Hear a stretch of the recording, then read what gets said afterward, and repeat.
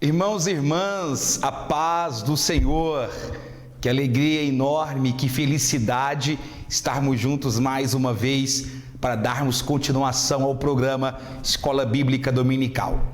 Rogo a Deus para que te vá bem em tua casa, em teu trabalho, em tua família, que haja sempre a proteção de Deus. Muito obrigado a você que nos acompanha aqui semanalmente, a você que deixa o seu comentário, a você que compartilha esses links, que Deus possa abençoar cada vez mais a sua vida e retribuir em dobro o seu apoio. Queremos ainda fazer aquele tradicional convite que costumeiramente fazemos para você que está chegando agora aqui em nosso canal, este canal que é uma fonte de bênção para as nossas vidas, o canal ADMP TV. Queremos convidar você a se inscrever, a clicar no sininho de notificação e a selecionar a opção todas. Fazendo isso, você não perde nenhuma de nossas programações aqui na Igreja Assembleia de Deus Missão aos Povos, em Uberlândia, Minas Gerais. Que Deus possa retribuir grandemente a sua ajuda e o seu apoio. A lição de hoje é a lição de número 7. Eu sempre gosto, no início de nossas aulas, dar o referencial a você que está nos acompanhando, de que aqui em Uberlândia nós estamos em um processo um pouco diferente. Devido à situação que nós vivemos, a esta pandemia que estamos enfrentando, nós fizemos algumas mudanças em nosso cronograma da Escola Bíblica Dominical. Portanto, o Departamento de Adultos está estudando a revista sobre Josué, que foi estudada pelos jovens no segundo trimestre deste ano. E os jovens estão, por sua vez, estudando a revista de Efésios, que nós, adultos, estudamos no trimestre anterior. Que Deus possa abrir nossa mente para entendermos as verdades santas reveladas a nós através de sua palavra. Eu sempre gosto de lembrar a você que nos acompanha de que a Bíblia não é um livro de história de carochinhas, não é um livro que conta narrativas apenas por contar, como se fosse um apêndice ou um complemento das 1001 Noites de Sherazade. Não, na verdade a Bíblia é um livro de aplicação prática, é um livro que tem como principal intuito fornecer a você lições, um norte e diretrizes para que você saiba como se portar para chegar ao nosso objetivo final, que são as moradas celestiais. E nós estamos aqui hoje para meditar em uma das lições, em uma das narrativas mais lindas e mais curiosas da Bíblia Sagrada, que é a conquista de Jericó. A nossa lição 7, ela tem como título Derrotando o Primeiro Inimigo. Bem-vindo e bem-vinda. O programa Escola Bíblica Dominical está no ar. Glória a Deus. O nosso texto do dia, verdade aplicada, verdade áurea, diz: mas em todas estas coisas somos mais do que vencedores por aquele que nos amou. Romanos capítulo 8, versículo 37. A síntese diz: em algum momento da nossa trajetória terrena, enfrentaremos alguns inimigos, mas em Jesus somos mais do que vencedores. Amém. Glória a Deus. O nosso texto bíblico encontra-se em Josué, capítulo de número 6, do verso 1 até o verso 10, mas nós não vamos aqui ler todo o texto porque irá tomar um tempo relevante, mas claro, é importante que antes de assistir a esta aula, este texto tenha sido lido por você. De preferência que você, inclusive, já tenha lido também a revista para fazer os apontamentos necessários para complementar a sua aula. Amém? Portanto, o nosso objetivo hoje será justamente esse: estudarmos as lições profundas e maravilhosas através da narrativa da conquista de Jericó. Muito bem, nós estamos aqui agora diante da primeira grande batalha de Israel na nova terra, na terra prometida, um verdadeiro combate. Antes da gente analisar os meandros e os detalhes dessa narrativa, eu quero lembrar você, já começando inclusive a fazer um paralelismo com os dias em que nós vivemos, que nós também estamos em um combate. Estudamos o trimestre passado, tivemos um outro trimestre totalmente voltado a isso, para o estudo da questão do combate cristão, a chamada batalha espiritual. E quando nós estudamos esta batalha, você se lembra que nós vimos algumas características. A primeira característica da batalha que nós enfrentamos é o fato de que ela não é contra a carne e nem contra sangue. O que isso significa? Isso significa que nós, assim como Israel, estamos diligentemente batalhando em nosso campo espiritual. Mas esta batalha não é contra o meu vizinho, esta batalha não é contra o meu irmão, esta batalha é contra o diabo e os seus asseclas.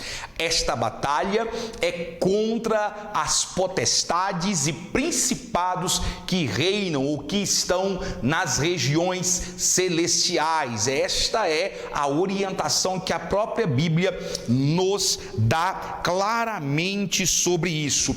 E uma coisa importante destacar aqui para você, antes de começarmos a olhar para a narrativa paralela de Josué, é que nesta batalha não existe campo neutro. Eu sempre gosto de dizer que não há na batalha espiritual o chamado trono vazio.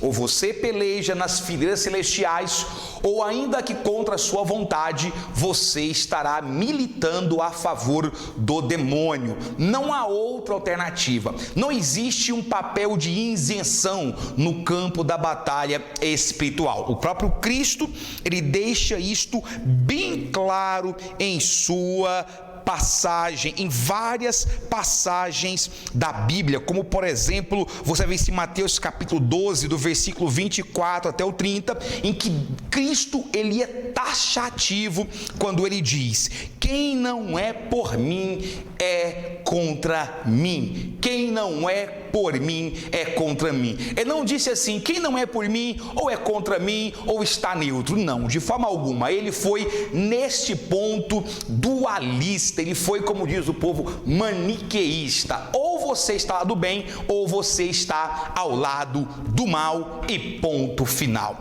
E aqui nós vamos entender que Josué, a história da batalha de Jericó, ela nos traz pelo menos 3 ricas lições que nós podemos adaptar para a nossa vida espiritual. 3 grandes lições que vão servir de norte, de paradigma, para que você saia fortalecido desta aula da Escola Bíblica Dominical.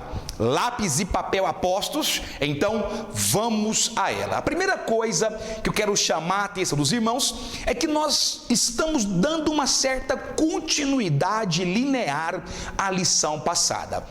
Na lição passada, nós vimos o encontro de Josué com o ser angelical que nós argumentamos aqui, que era uma teofania de Cristo. E agora, nós estamos observando o quê? Que no decorrer do diálogo, o mestre Jesus, porque neste ponto aqui era realmente Jesus, ele dá algumas orientações para Josué. Orientações essa de cunho militar. Mas o curioso é que eram orientações um tanto inusitadas, se é esse o termo que eu quero que deveria ser aplicado aqui neste contexto. Inusitadas porque provavelmente não seria de longe uma estratégia adotada por nenhuma mente brilhante do meio militar.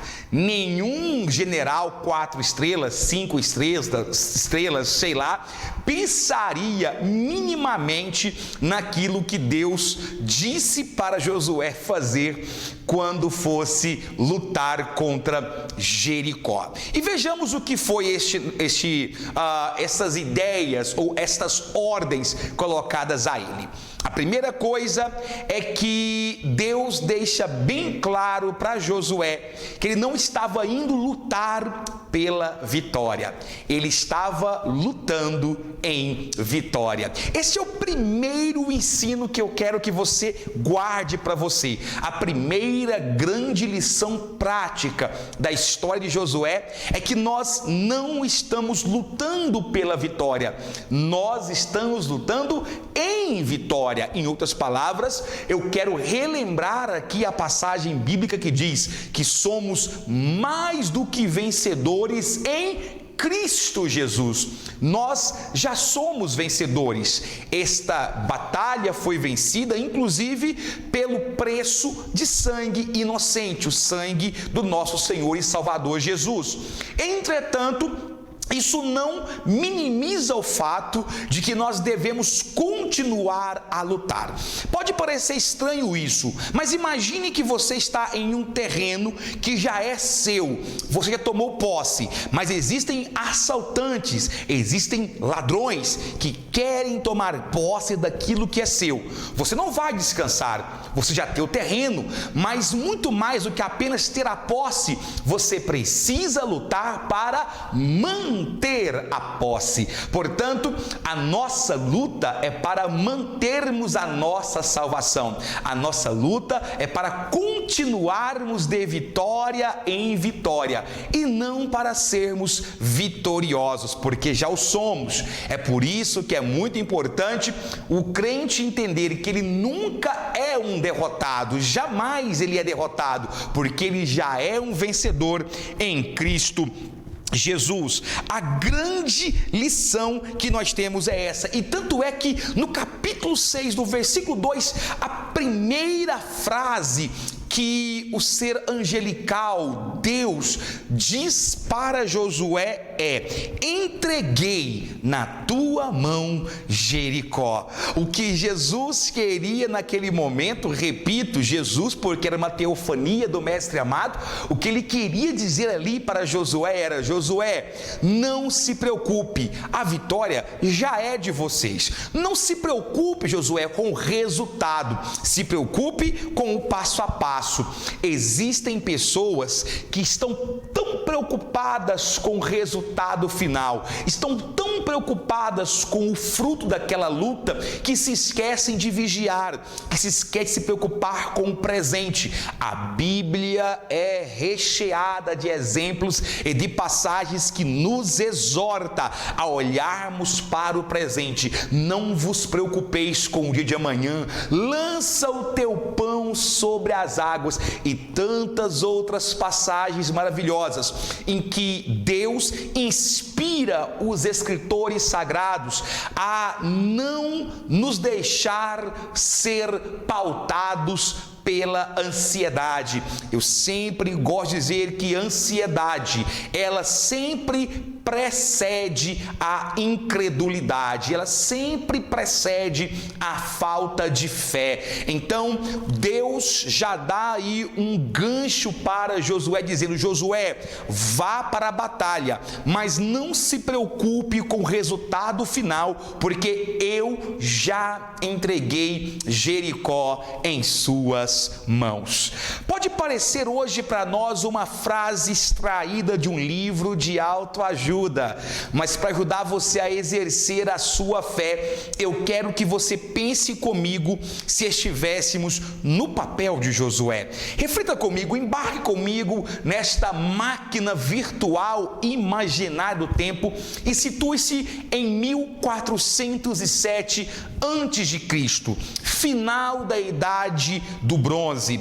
Estamos agora olhando para uma terra cheia do que nós chamamos de cidades-estados.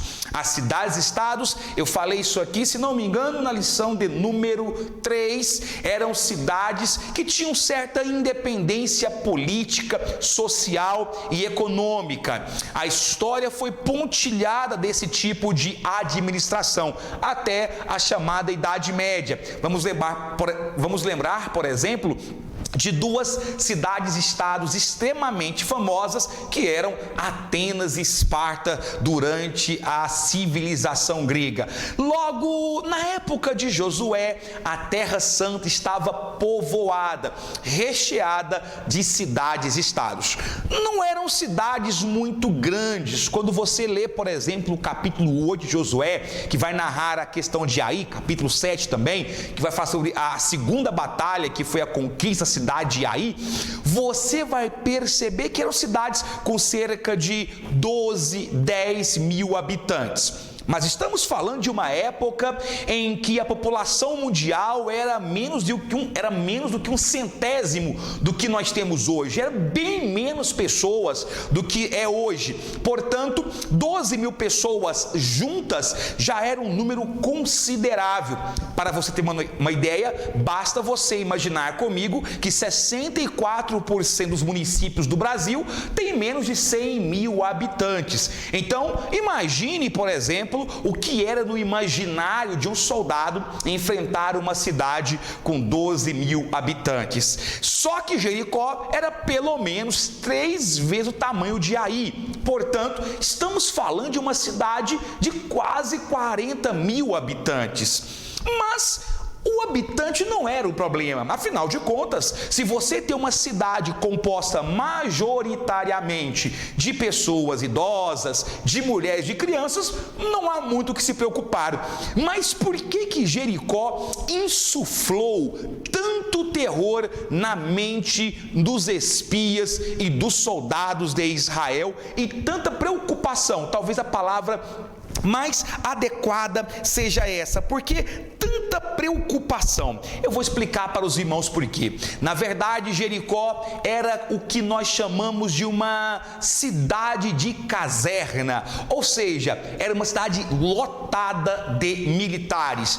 Bem, na verdade, a escolha de Jericó não foi em vão. Você deve se lembrar que algumas aulas atrás eu disse para vocês que Jericó, ela manteve uma divisa entre o norte e o sul da Terra Santa. Portanto, era um entreposto de fronteiras.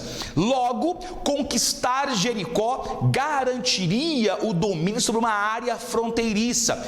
E os povos sabiam disso. Portanto, a moderna arqueologia aponta que provavelmente Jericó era uma cidade fortemente militarizada. Grande parte da população ali era de militares. Além disso, uma cidade de 36 quilômetros quadrados significa que Jericó possuía cerca de 6 quilômetros de extensão. Inclusive, eu quero aqui fazer uma correção, nossa própria revista, em que ela diz que a área de Jericó era de 36 quilômetros. Não, a área de Jericó era de 36 quilômetros quadrados. Isso significa que, se nós imaginássemos Jericó como um formato retangular, os seus lados mediriam 6 quilômetros por 6 quilômetros. Bom, aparentemente não era uma distância tão grande, mas repito, você precisa pensar com o olhar daquela época. Muitas pessoas erram a análise dos textos bíblicos porque caem em um pecado mortal, pecado entre aspas, da história. O amigo que é historiador vai poder me ajudar em relação a isso, que é o que nós chamamos de anacronismo. O anacronismo é julgarmos o passado com os valores e a ótica moderna atual. Não se pode fazer isso. Portanto, aos olhos do soldado criado no deserto e que ainda não havia enfrentado uma cidade-estado, podemos imaginar o que se passava na mente de Israel. Mas Josué se mantém firme. Algumas escavações também dizem que, além de Jericó ser uma cidade ocupada por militares,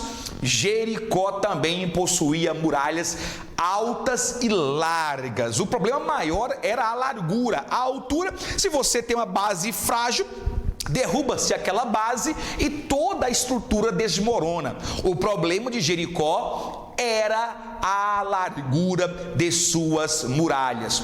Especula-se a tradição cristã que ela deveria ter entre 5 e 6 metros. Dificilmente, para uma época como esta, haveria um ariete ou haveria uma arma de guerra tão potente que conseguisse derrubar tais muralhas tão facilmente, a menos que houvesse aí um fenômeno sísmico, um evento como, por exemplo, um terremoto para derrubar tais muralhas. E diante disso eu questiono a mim mesmo: se eu fosse um soldado das fileiras de Israel, como eu estaria olhando agora para o meu general Josué? Josué, conversando, dialogando com Deus, recebe a seguinte ordem: olha, você vai pegar homens armados, vai pegar 7 homens armados, vai pegar 7 sacerdotes e vai colocar para marchar ao redor da cidade uma vez por dia durante 6 dias. Detalhe que eu acho fantástico: numa batalha como esta, normalmente as trombetas utilizadas seriam trombetas de prata, mas a Bíblia diz que eles vão marchar com trombetas de chifre de animais. Eu vou explicar melhor para os irmãos. A trombeta de prata, ela servia para reunir o acampamento, para reunir o povo para o acampamento e para batalhas, também chamada de chofar. Por outro lado, você tem as trombetas cerimoniais, aquelas trombetas que são utilizadas para eventos religiosos, que são trombetas feitas de chifre, chamadas de jubel. E o interessante é que Deus não manda Israel marchar com as trombetas de prata, e sim com as trombetas de chifre. Por quê? Porque Deus queria deixar bem claro que a peleja, a batalha não era contra Jericó. Eles já estavam na terra que era deles. Eles não estavam deflagrando uma guerra contra a cidade, e sim estavam tomando posse, se jubilando por já estarem em terra sagrada. Amém? E aí eles marcham uma vez por dia. Imagine aí, carregando a Arca da Aliança. Os sacerdotes iam atrás carregando a Arca da Aliança, eram os coatitas responsáveis por tais atos, não é? E aí eles andavam 4 vezes 6, cerca de 24 quilômetros por dia. 24 quilômetros por dia, de 20 a 24 quilômetros por dia, marchando ao redor daquela cidade. E aí Deus disse: olha, Josué, no 7º dia, todo o povo irá circular a cidade, e acontecerá que haverá uma diferença. Desta vez, no 7º dia, vocês circularão a cidade 6 vezes, e na 7ª vez, terminou a 7ª vez, vocês vão tocar as trombetas longamente. Vão tocar essas trombetas de forma bem extensa, e as muralhas irão cair. Eu acho muito interessante a questão da 7ª. Vão ser 7 dias rodeando a cidade.